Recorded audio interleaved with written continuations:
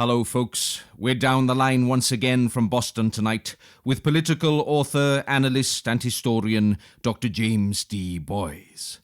I'm Michael L. Roberts. This is the American Chronicle. This American carnage stops right here and stops right now.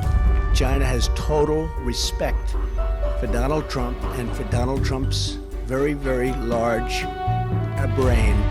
What is the evidence that it has a preventative effect? Here we go, you ready? Here's my evidence. I get a lot of positive calls about it. Nobody knew that healthcare could be so complicated. Vaccine or no vaccine, we're back.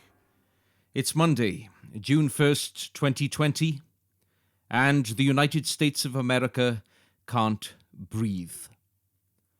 From the third-degree murder-manslaughter of George Floyd to the ever-increasing cases and deaths of this respiratory pandemic, to the use of tear gas, renowned for its weakening and incapacitation of the respiratory system on crowds of potentially infected citizens. The nation is starved of oxygen, while its leader consumes the oxygen of every political commentator on the planet. When James and I began this series at the start of lockdown, we pondered on the devastation, potential trajectory, and no doubt tragicomedy of things to come, imagining that the coronavirus would unquestionably remain the central topic for the duration. For last week's 10th episode, we changed our introductory sequence to include fixed Trump quotes on coronavirus, China, and US healthcare, cautiously doing so in the knowledge that those central tropes would no doubt remain in place until at least the November presidential election. As a result of the week that just passed, the virus is no longer the lead story in America. Here then, in the midst of a fluid situation on the ground, is a chronicle from a nation in meltdown. This all began this week with what is now being categorized as the third-degree murder and manslaughter of George Floyd in Minneapolis by a police officer. Your analysis of that horrifying filmed moment and its repercussions, please. The death of George Floyd in Minneapolis is going to have profound effects moving forward for American society, for American politics, for American culture. Indeed, as you and I have said many times over the last several years, the news stories which we have discussed have struggled to survive their own sort of 15 minutes worth of infamy, if you will. Well, this is a very, very different situation, quite clearly. We are seeing the political reaction to this. We've seen cultural reactions to this. We've seen social reactions to this. It is the story which has managed to outlast its own news cycle. And I think there might be a whole variety of reasons for that, quite frankly. But very clearly, the fact that there is video imagery of the police officer at the heart of this, kneeling upon the neck of George Floyd as he tells the police officer that he can't breathe. The fact that this has gone viral, that it's been put upon on the internet, that it has clearly captured the public's attention. Because let's be honest about it, this is not the first young black American male to have been killed this year, certainly not by the police. Indeed, we have been seen images of not dissimilar in terms of Americans being shot on camera within the last couple of weeks, quite frankly, here in the United States. So very clearly there is something about this particular interest, this incident, which has focused the mind. And it's interesting, I think, for the last several weeks we've been hearing about how first responders, people in the health service, people within the police force, etc., have been seen and held up as national heroes. That has totally turned on its on its head here in the United States, at the very least, I can assure you, where now all of a sudden the thin blue line is becoming seen as the focus of great American protests just out on the streets. Those protests in some parts of the country, such as here in Boston, have been very peaceful and respectful. That is not the case everywhere. It certainly isn't the case in Minnesota, and we've seen around the country. Just last night, some 11 American cities were on high alert. The American media reporting the fact that the White House is effectively being surrounded by a ring of steel to protect the building and its occupants from protests. And again, I think that demonstrates the fact there is an awful lot going on here, not just anger, quite rightly, about the incident at the heart of this, the death of George Floyd, but I think coming as it does as the summer begins, you've got temperatures going up, both in terms of the heat of the emotion, the actual temperature and the mercury of thermometers going on here. You see people, I think, greatly frustrated at having been in a lockdown position because of the coronavirus. And I think also the reaction of the Trump administration, coupled with what I'm sure the African American community would see as its lack of care and attention to the African American community for the past 3 years, I think has caused this to explode across the country and to reveal the great schisms which exist within the American community. I'm keen to unpack each element of the analysis you give there. I pull us back first to the moment where the police officers in question were fired. Then, as I understand it, the family of George Floyd did an interview with Don Lemon of CNN, and then it seemed a fair gap until the FBI investigation was announced, as well as the reconsideration of whether the mere firing of these officers was sufficient in this case. That uncomfortable delay is my impression of events from here in London.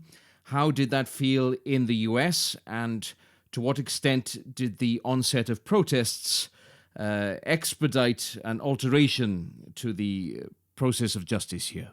I think it's very clear that you have seen an impact from the visceral reaction on the street and within the media to this event, which has helped propel the story, helped propel events. The event occurred at the beginning of the week. We here now speaking just under a week later. We've seen the firing of the 4 police officers involved in this.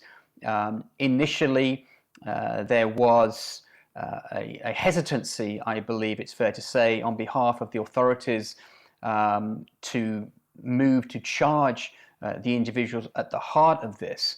That has now changed, and we've seen charges filed with regards to this. The police officer at the heart of this, by all accounts, is now under suicide watch in custody. So Right. you have seen a movement with regard to this. The FBI have become involved. The media are obviously playing this very, very seriously. The extent to which you're seeing an acceleration of the due process here is because of the interest of the media and the events on the street, the fact that very clearly the president has become involved in this, I think is something which needs to be considered. What will be fascinating moving forward is the extent to which, when this eventually reaches trial, to see what it is that the 4 individuals involved, and particularly the lead officer, will be eventually charged with once it reaches a court of law, and also what the reaction of any jury is, because of course this will not be the first time that an American jury will have been shown evidence of what will be alleged to have been police brutality, which will have been caught on camera against a member of the male African American community. But there is a very poor record of conviction here of police officers in those cases. it must be said that American juries, however they are made up, in other words, whatever the racial proponent of that jury is, has a very tough time convicting members of the American police community in such cases. And it will be interesting to see whether there is any differences here in this day and age. Will an American jury come down and find an American police officer guilty of murder at whatever level, or manslaughter of a young African-American male when caught on camera in this instance? Or will they again continue to give them, quote unquote, the benefit of the doubt for a whole variety of reasons? That certainly has been the case in the past, and it will be fascinating to see quite how that manifests itself when this does eventually reach court. And then, of course, as we saw and have seen in the past, the Rodney King incident is the classic example. Mm-hmm. If you do see an acquittal, will we again see a return to the streets and more violence as the African-American community feels that they are once more being shortchanged by the American judicial system? The igniting event took place in the state of Minnesota, as we've discussed. We've kept a keen eye in this show in recent weeks on potential vice presidential candidates for Joe Biden. Amy Klobuchar was recognized as a potential candidate last week, herself out of Minnesota. I'm wondering, how has she presented herself as a person of the state and as a potential vice presidential candidate in her statements and televised interviews this week? So I mentioned that this event is not just going to have law enforcement ramifications, but that there will be serious political ramifications with regards to this. And not least of which is going to be the potential impact that this has upon the selection process for Joe Biden's vice presidential nominee. We have seen already, it must be said, and prior to this event, questions being asked by members of the black community about the validity of several leading potential candidates. Amy Klobuchar is one. So too is Senator Kamala Harris out of California. And in both instances, the black community have felt that both women have used their previous positions to prosecute members of the African American community to get ahead politically. And that certainly is a charge which has been leveled at Kamala Harris in California, who notably, of course, is a woman of color herself. It's also the case with regard to Amy Klobuchar in Minneapolis and the wider state of Minnesota. The challenge you've got, I think, therefore, is if you're Joe Biden and you are already coming under attack from the black community, who was essential for you getting the nomination in the first place, if you remember back to South Carolina. If you're Joe Biden and only last week you were having to fend off allegations that you'd said, well, if you're African American and you vote for Donald Trump, then you ain't black. That caused a firestorm. If you now are suggesting to the African American community, well, you know what, I'm thinking about nominating Amy Klobuchar, who the black community already have doubts about with regards to her previous role as a prosecutor and her apparent zeal in prosecuting members of the African American community. You throw into the mix what's happening now in Minnesota over the last week. All of a sudden, that looks very, very problematic for Joe Biden. I think that notwithstanding any previous complaints or issues that might have been fielded against Senator Klobuchar, I fail to see how, quite frankly, Joe Biden can possibly nominate her from the state at this point. Right. I think that it has probably put a mark through her name at this point, to an extent that if he wishes to gain the African American vote come November, which is, as we've discussed previously, essential for any Democrat wishing to gain the White House, then he's going to have to be seen to be bending over backwards now in order to draw a line of distinction. It's not enough, and the black community is saying this, it's not enough to not be Donald Trump. They want something positive to come out of this.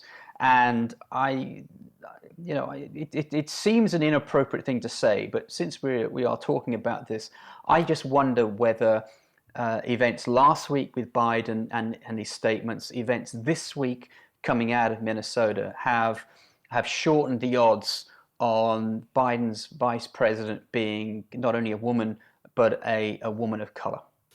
Examining the Biden element there a little further, I'd say I've seen far more of him since Memorial Day weekend in televised appearances and scripted speeches and otherwise. Your thoughts on Joe Biden's efforts this week to be presidential in light of this crisis and the behavior of his opponent, the sitting president, please? I think that Joe Biden is trying to be very careful here. Clearly, he sees what must be seen as a political opportunity for him. That sounds terribly cynical just even saying it, but it clearly is.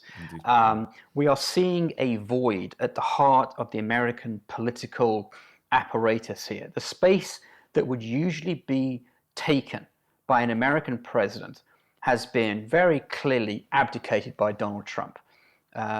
Everywhere you look, you are seeing the great question, where is Donald Trump in this national narrative? When he is not throwing petrol on the fire and apparently seen to be inciting challenges, he has, quite frankly, nothing to say upon the issue. He is not acting within the normal parameters of an American president. And this has allowed Joe Biden, to some extent, to move into that space and to be talking about healing and using the kind of language which, frankly, you would expect, and we have seen American presidents use in the past, of trying to bring together the American community.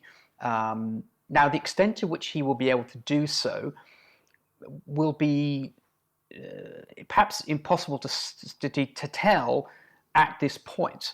But very clearly, we are seeing a move in opinion poll ratings. Interestingly enough, Joe Biden's figures thus far have not necessarily seen a spike. In fact, in one or two cases, they have dipped a little bit. But he will take some pleasure in the fact that Donald Trump's have also gone down. So what you're not seeing, therefore, is a sense of the American people totally rejecting Donald Trump and flooding to Joe Biden, perhaps for a variety of reasons, but not least of which is it's very difficult for Joe Biden to get a national platform at this point.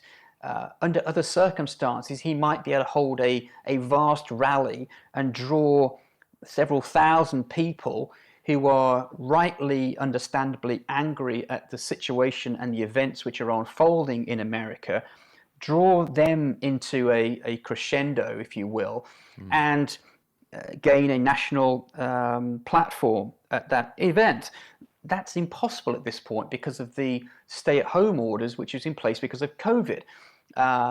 Something which suddenly has now become a secondary story in America for the first time in months, quite frankly.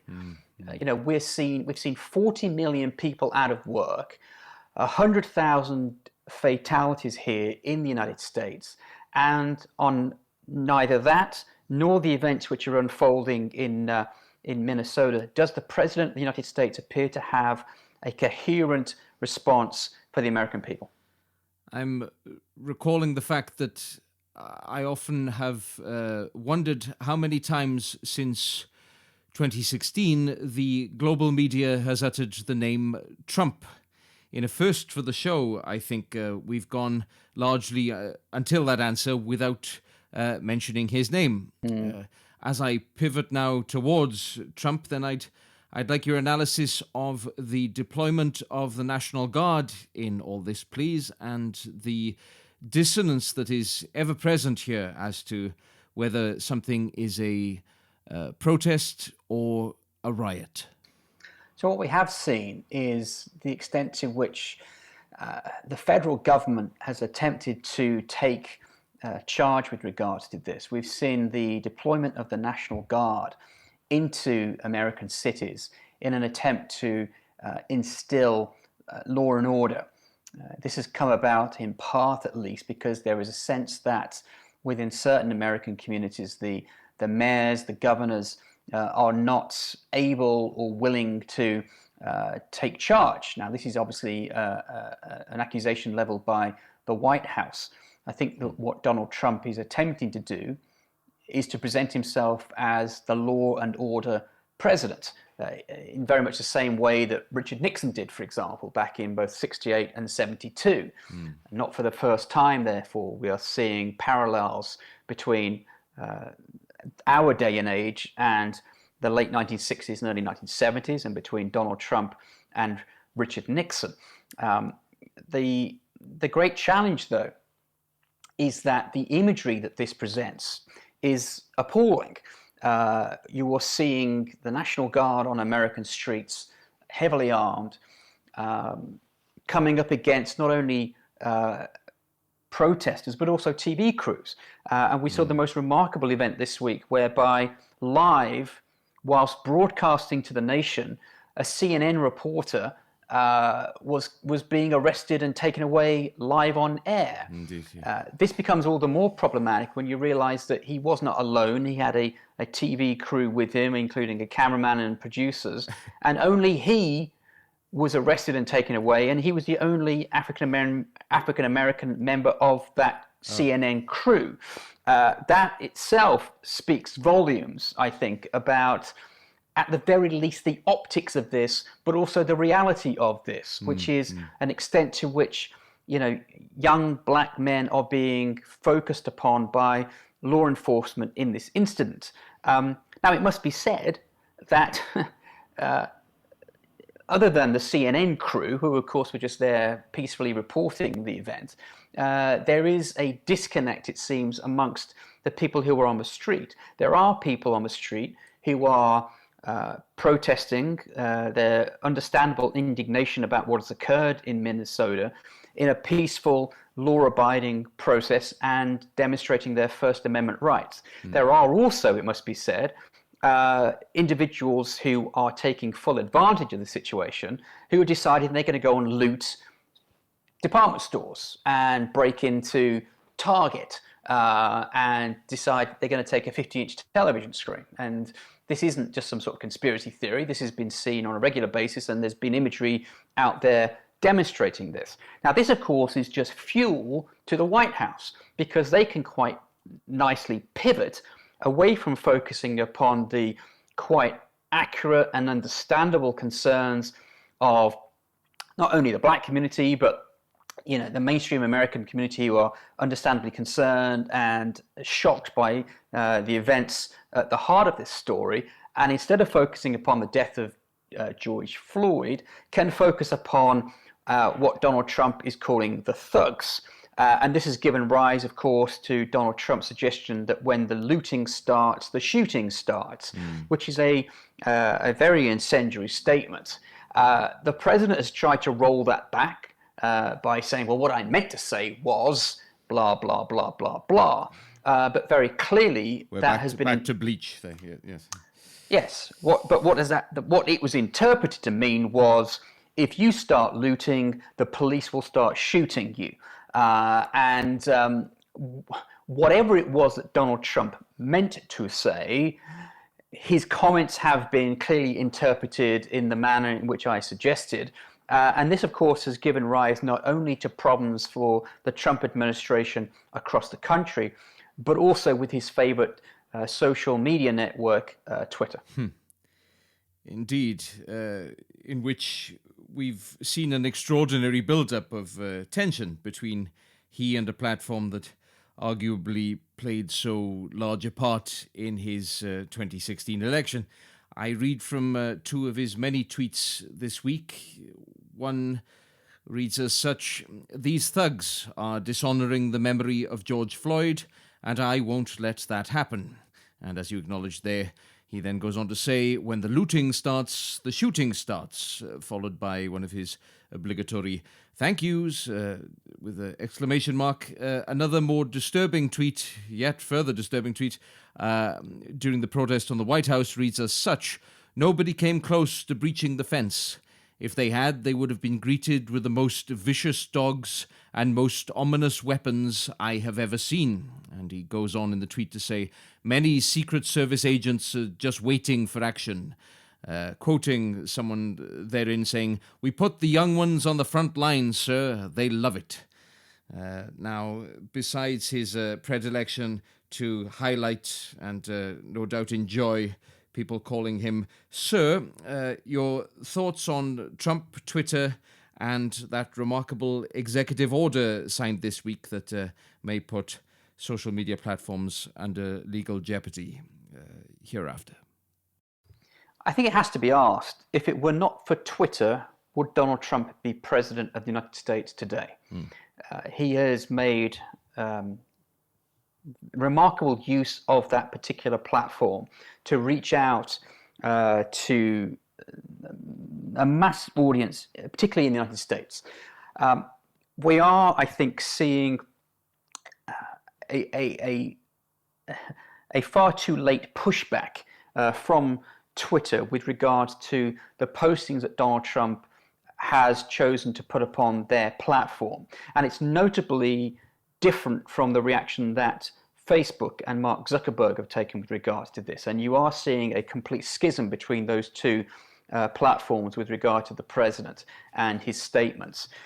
Simply by raising the question about the veracity of Donald Trump's statements and effectively fact-checking it, they have really stirred the hornet's nest here, quite frankly, in the United States, at the White House, with Donald Trump now pushing back, suggesting that this is a disgrace, looking to put together a committee to investigate what the White House is referring to as the anti-conservative bias on social media networks. The suggestion, therefore, that some sort of truth police, some ideological committee is going to look into how it is that these platforms, which have effectively run unregulated since the dawn of the internet, are going to be continuing to operate. Now, it must be said at this point, no one has a clue what that means. Donald Trump was very quick to talk about signing an executive order, which he did midweek, with the Attorney General standing over his shoulder, I was going watching. to say, Bill Barr tried to give it a go as to what it meant, but yes, it's remarkable. The Attorney General of the United States is meant to be the Attorney General of the United States, not the President's private attorney. And yet that is how Donald Trump has interpreted the office, and it appears to be how Bill Barr is executing the office. That is a remarkable and very dangerous turn of events.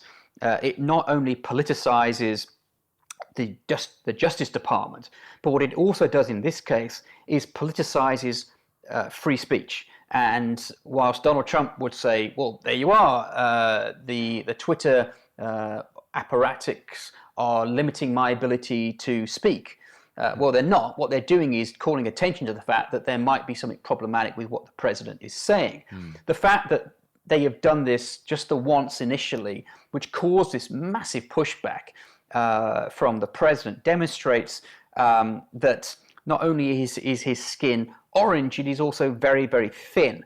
And woe betide you if you decide to challenge what he has to say, quite frankly. We've seen this before. We've certainly never seen it in reaction to Twitter, because in the past, I think they've been very hesitant to cross that line and to challenge the veracity of what it is that Donald Trump has said. And heaven knows there has been many occasions when they could have done so.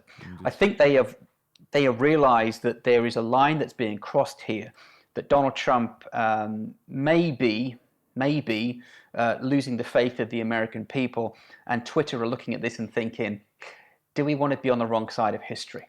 And that perhaps Twitter is seeing the writing on the wall, perhaps politically, looking at the polls, maybe thinking this guy won't be around in 6 months.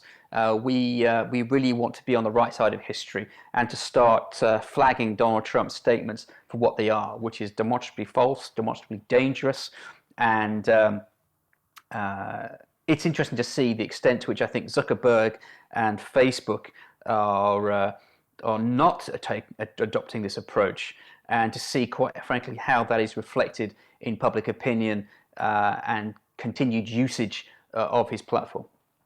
Speaking of the right and wrong sides of history there, questions obviously abound at present as to the culpability or lack thereof in this global pandemic of China. Last week, we discussed ways in which Trump employs distraction techniques to misdirect attention away from unfolding domestic affairs and ensure that his narrative marches his supporters, as it were, towards a November election win. The executive order against social media this week was one such device, and I'd argue that his removal of the United States from the World Health Organization and his beration of China in so doing was another this week. Your analysis, please.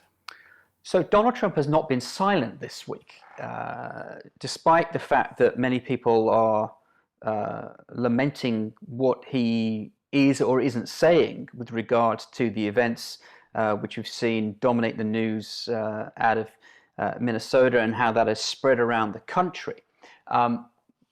What is interesting is the extent to which Donald Trump has chosen to speak upon other issues. These could be seen as a diversionary tactic, of course. We saw at the back end of the week Donald Trump give a press conference. Now, at a press conference, bizarrely enough, many people would expect a president to take questions from the press who have gathered in the White House Rose Garden to listen to what the president has to say. Unusually, perhaps, the president didn't interpret a press conference in that fashion and made it very, very clear at the top of the press conference that this was indeed going to be a statement upon which he would make no reference to the ongoing national crisis, instead of which he chose to speak upon America's relationship with China. Now, of course, Donald Trump and China is an interesting ongoing relationship.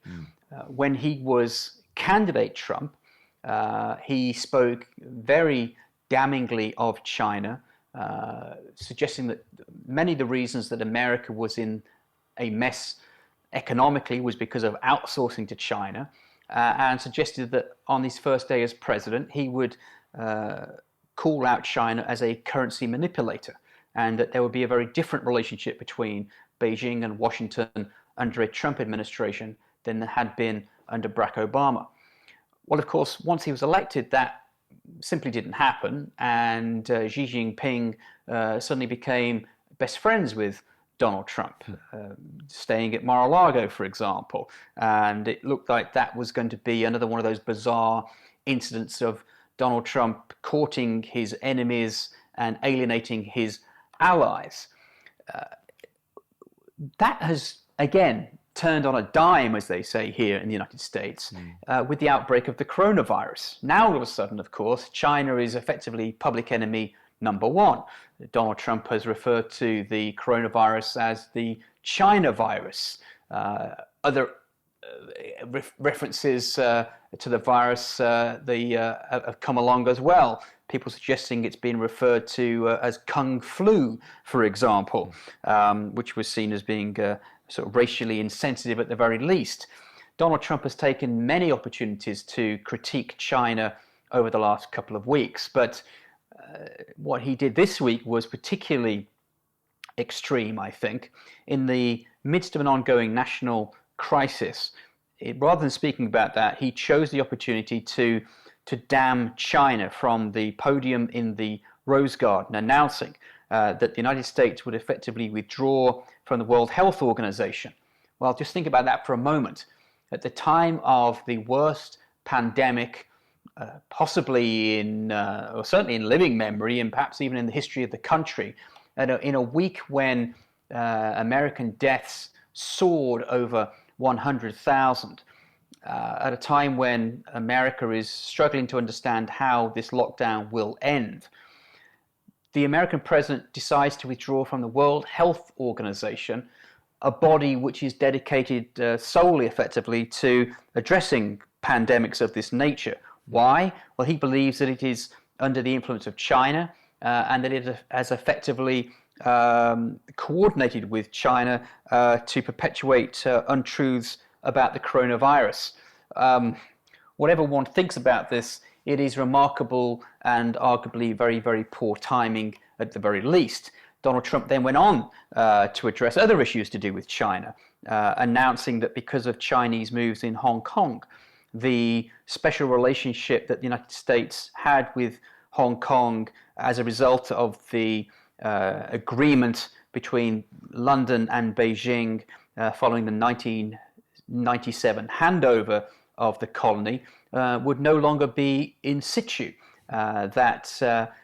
If you want a visa, for example, to go to China, that will now extend if you want to go to Hong Kong, which had previously been treated very, very differently. In other words, the unique status of Hong Kong, which has lasted since 1997, appears now to be over.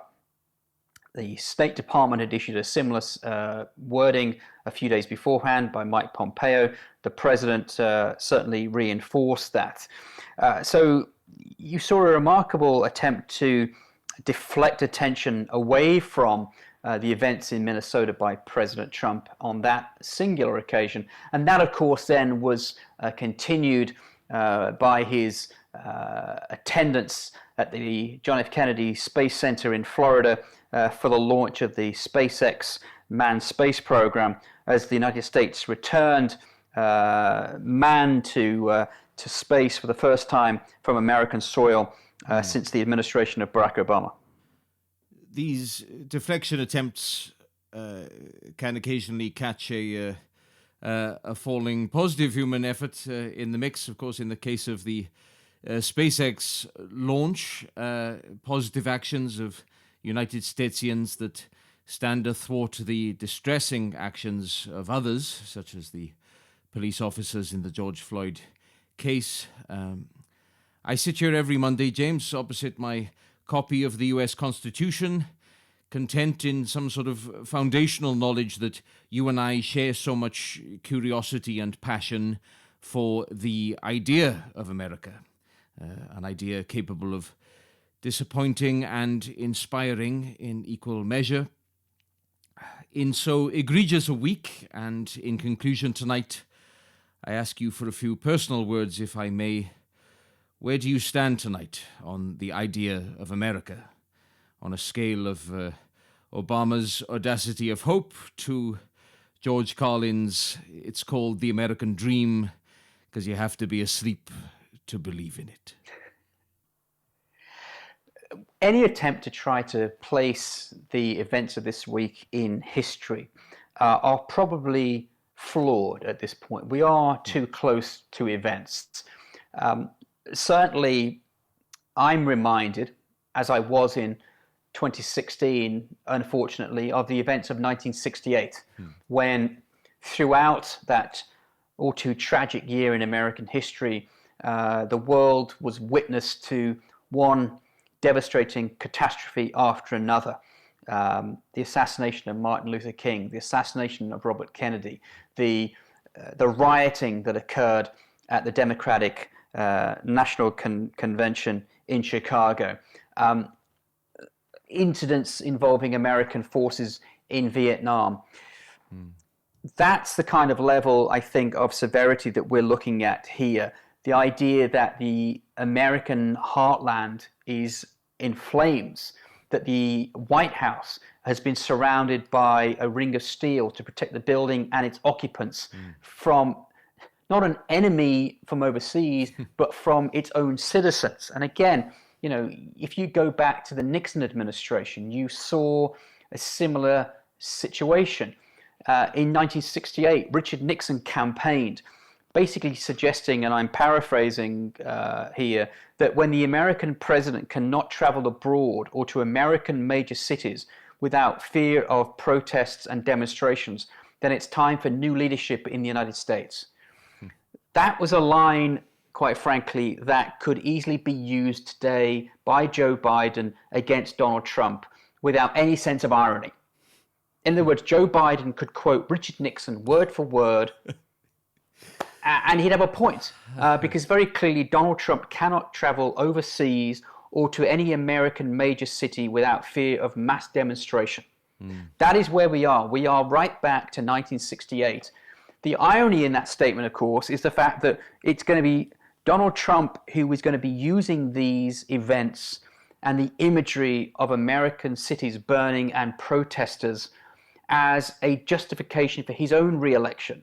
You are going to see, I have no doubt, Richard Nixon being rolled out as the role model for Donald Trump's re-election on the lines of an appeal to the silent majority, the non-protesters, the idea that Donald Trump will be the law and order candidate, just as Nixon presented himself both in 68 and 72.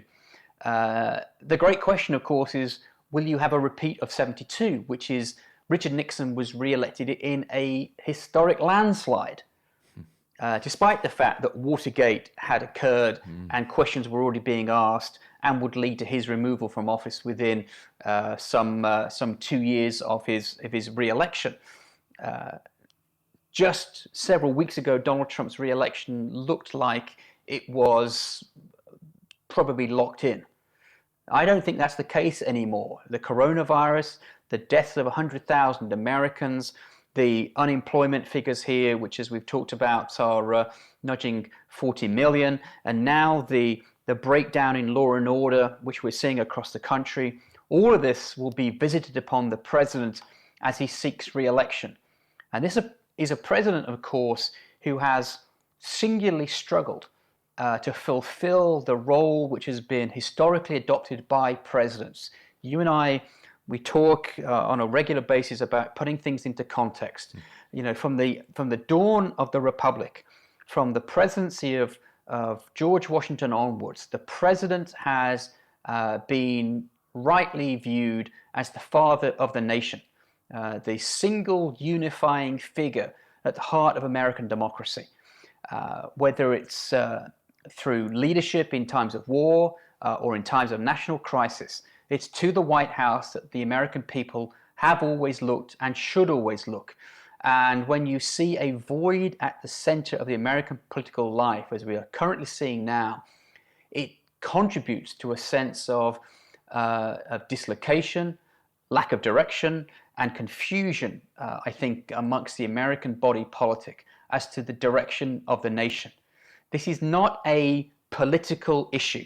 Both Democrats and Republicans have successfully utilized their position as president to provide leadership in time of national crisis.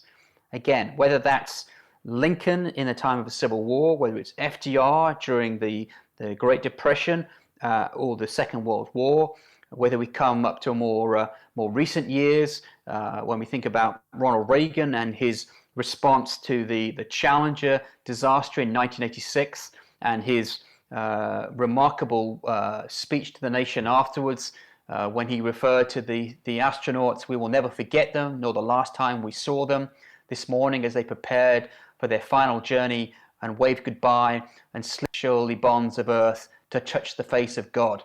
That was a speech I can remember being used at high school in England shortly after that event to talk about issues of rhetoric. That's how impressive that attempt was. You move forward to Bill Clinton and his response to the Oklahoma City bombing and his speech in Oklahoma just days after the event when he certainly, I think, not only galvanized the nation, helped salvage his own presidency, but also importantly, I think at that point he assumed the mantle of the presidency for the first time. He'd struggled, I think, until that point. He assumed a new role as mourner-in-chief.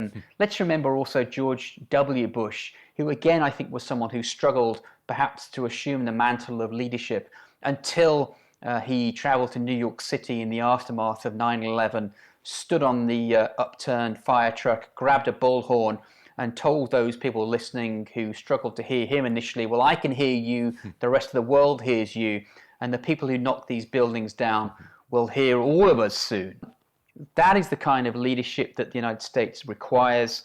We've seen it in the past. It is a role that Donald Trump has unfortunately singularly failed to embrace in the 3.5 years that he has been president. And I think that deficiency could very well hinder his ability to get a second term in the White House. That's it for this week's American Chronicle.